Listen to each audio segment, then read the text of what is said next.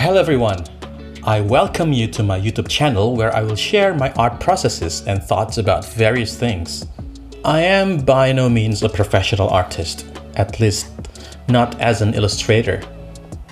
I took up drawing back in 2020 because of COVID boredom, and I have not been practicing consistently ever since, hence my lack of progress. I'm 38 now, and in this age, it's easy to get trapped in pseudo-productivity guilt. It feels like a crime to do anything that's enjoyable. I even feel guilty just to play video games. That was until 2 months ago that my YouTube algo brought me to Dungeons and Dragons. In an instant, I had this burst of interest towards playing D&D. But again, at this age, I barely have anyone to play with. Everyone was busy. Everyone were adults.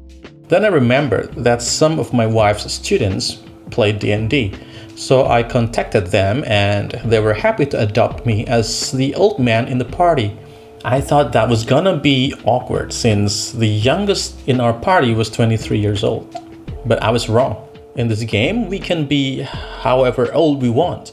And so it went. After 5 or 6 sessions, we decided to print the spell cards. And those cards require a deck box, just like other board games. Then I had an idea to draw the cover art myself, depicting all our characters sitting by the campfire. Honestly, I had been tempted to generate the illustration using AI, and I did, unfortunately. However, no matter how good the drawing looked, it just didn't have the feel. Just like AI-generated scripts, AI-gen images make me literally sick. Don't get me wrong, I have been using generative AI for my professional work to meet the deadlines and to rapidly iterate for the clients. It's been used and abused to the max. Maybe that's why I feel squeamish when I see AI-generated contents. For that reason, I'm determined to do this project with my own hands. And here I am, documenting my art progress to motivate me to be more consistent in drawing.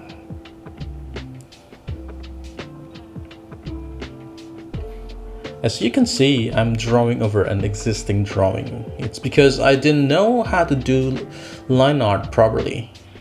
You see, all this time I've been sketching or draw some painterly impression for my drawings. And I haven't been very comfortable with line art.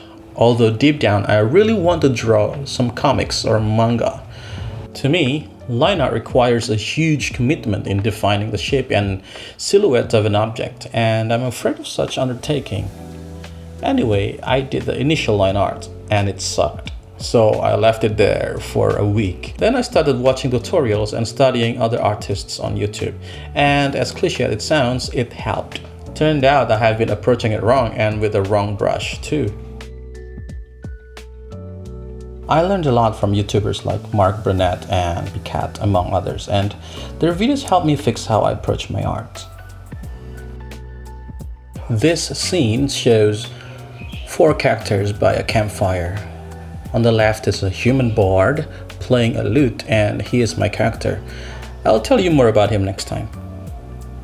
Next to him is a mischievous Kanku artificer who was raised by a dwarf blacksmith and given a dwarven name. The one I'm currently drawing is a moon-kissed elven monk who worships the sun god as opposed to the moon god who is worshipped by her kin.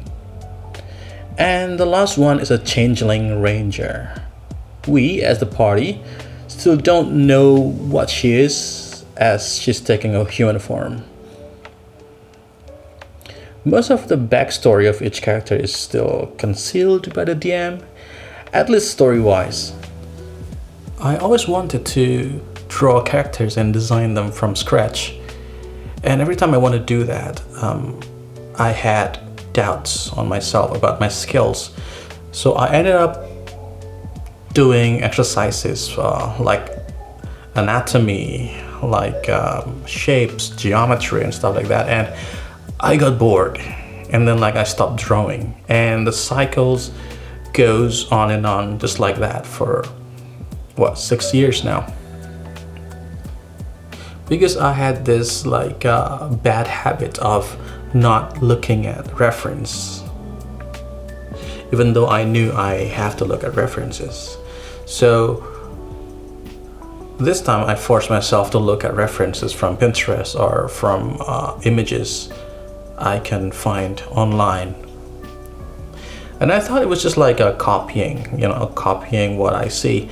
But it turns out using reference means I have to study how things work, like why this kind of like a clothing react like this towards this kind of materials, and how this kind of cloak falls like that and it feels heavy, and so on and so on. And also I pay attention to believability of certain clothings and how they would react in real world situation. Like for example, with this monk, I would imagine her wearing something rather tactical and less flary, so it does not hinder her from fighting with a huge agility. And I imagine in this realm, the temperature is quite low. I come from a tropical country, and I have no idea how cold it can get in autumn or winter. So I just imagine is this much of clothing enough to protect them from the cold, and what kind of material would they use to ward off the cold or to insulate the heat, and so on and so on. So the thought process goes so far and long. Although in this case I do not 100% design the characters from scratch, because my friends, my teammates, they have created their characters. They use other imaging apps to create their characters. I just have to study their generated image of their characters, and I pose them in this scene. So I'm planning on doing this kind of videos regularly, hopefully once a week, but I don't know, we'll see. And next time it can be of a different topic or different drawing, but it can be the continuation of this one.